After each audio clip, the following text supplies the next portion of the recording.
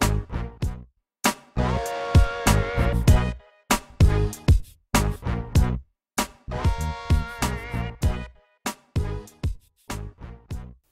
everyone, welcome to my Apple Podcast. My name is Tim Brown.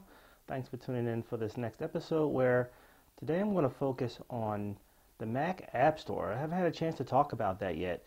It's an interesting phenomena in terms of what it has meant for our Apple products, how we get our apps and so forth. I don't know about you, but I'm a junkie in the iTunes Store, constantly downloading apps for my iPhone and iPad. And now we have the Mac App Store. And man, what a difference. We now have applications that we can download straight from the store to our computer. And you gotta love the way the app just swoops down and rests right on your dock.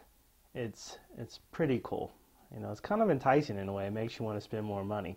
Well, I'm going to focus on apps that you can purchase in the App Store. And there are a lot to choose from. Just like in iTunes, you can get overwhelmed by your options. There are some that are very good. There are some that are costly. There are some that are free, some very affordable, some that can really get the job done, and some that are just, par, subpar.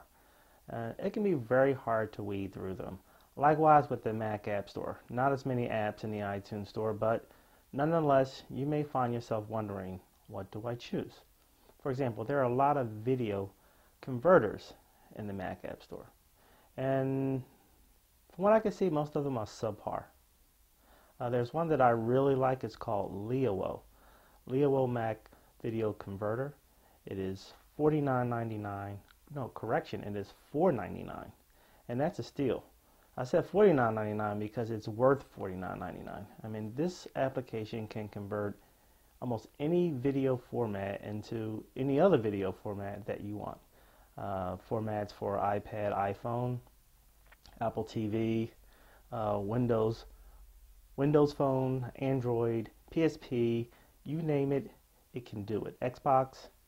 It also has a video editing function, and has the ability to add filters and effects. $4.99, can't beat it. I would very much recommend that particular application. There are also some good screen capturing applications that I would recommend. One is Voila. Voila allows you to capture your screen through photos as well as through video. And it's very effective. It stores your media down below. You can then do minor edits. It's one of the few applications too where you can actually capture the entire page as a screen capture rather than just what you see on the screen. I would well recommend it. It's well worth the money. In addition to Voila, Voila, by the way, is $29.99, I believe.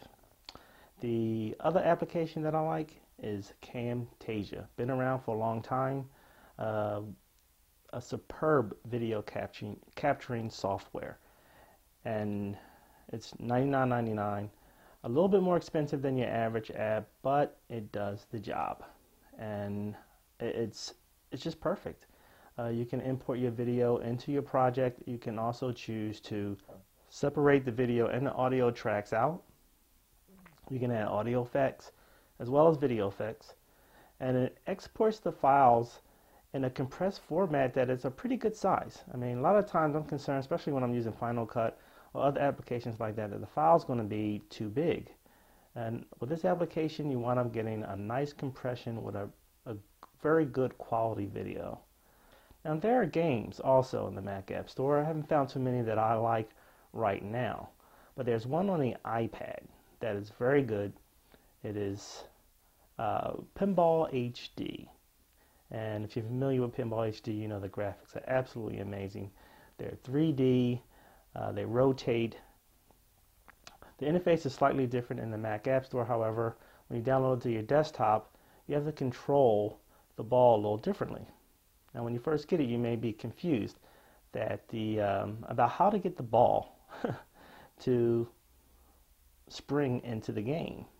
Well, it's very simple. You just press and hold the down arrow, and you'll see the spring go backwards. And then when you release it, the ball then is in play. And in terms of how you move the flippers, there's the left arrow and the right arrow, or the back arrow and the forward arrow, that controls the 2 pins. And so that's essentially how you control the game. It's launched full screen, so you get the full screen immersive experience. Well worth it, and it's only 99 cents. Cannot beat that. Okay, let's move on to social networking. There are a couple apps for Facebook specifically that I find to be very nicely designed. There are a lot of Facebook apps in the Mac App Store, so you're going to have to try and figure out which one works best for you. The one that I like is Face Menu. Face Menu allows you to see your news feed, your inbox, and a recent update actually now allows you to play video within the app. A little tiny icon will appear at the top of your screen. That will enable you to control whether or not you want to see the Facebook menu or news feed, or if you want to hide it. You can also use that icon to exit out of it. Face Menu is $4.99, and I think it's a good deal. It's pretty comparable to the other applications in the store. The other one that I like is Face Crop. Face Crop came about as a result of the popularity of the new profile pages that I'm sure all of you are excited about. I know I am. When it first came out, I was one of those copying that guy who I believe in France came out with this. The French artist who came out with this clever idea to be creative with his new profile page. It all of a sudden became a huge trend. Everyone was coming up with these creative ideas. I did so myself, spent an hour working in Photoshop coming up with something creative. But if you don't have that amount of time and you don't want to customize your profile page in that way, using the thumbnails and the profile image on the left, Face Crop does all of it for you. You import an image into the application, and it will create all of the images for you. And it'll also make full use of the 200 by 600 pixel image that you can have on the left hand side, which a lot of people do not do. That application is $1.99. Now there's another category of apps in the Mac App Store that I like, and that is music. There's one application that I've had for a long time, even before it was sold in iTunes, and that is DJ. DJ is an application I have for the desktop for quite some time, and I had to get it when I first discovered it because it's just amazing. It looks like 2 turntables. It can be launched full screen, easy access to your iTunes library, which is on the right hand side for the desktop version. You just go into your iTunes library and you drag the song over onto the record, and it looks like you're dragging the record right on top. You can sync the records together. You can control the beats per minute. You can export them. You can narrate over top of them. The application is absolutely amazing. Credit goes to the developers who created that one. It is $49.99, a little on the pricey side, but when you see this app, you'll see why it's $49.99. It's well worth it if that's your thing. Another application, believe it or not, is free, and it has a very sophisticated interface in terms of how you can mix and record your recordings. You can even add effects. It is called Virtual DJ, and it is one of the more prominent applications that you can find in the Mac App Store when you click on the Music tab. Why? Because it's a wonderful interface, and the best part is that it's free. Well, that concludes this episode of My Apple Podcast. You can catch me on myapplepodcast.com, where I will have my show notes up there, and you can also catch me on Facebook. Meanwhile, till next time.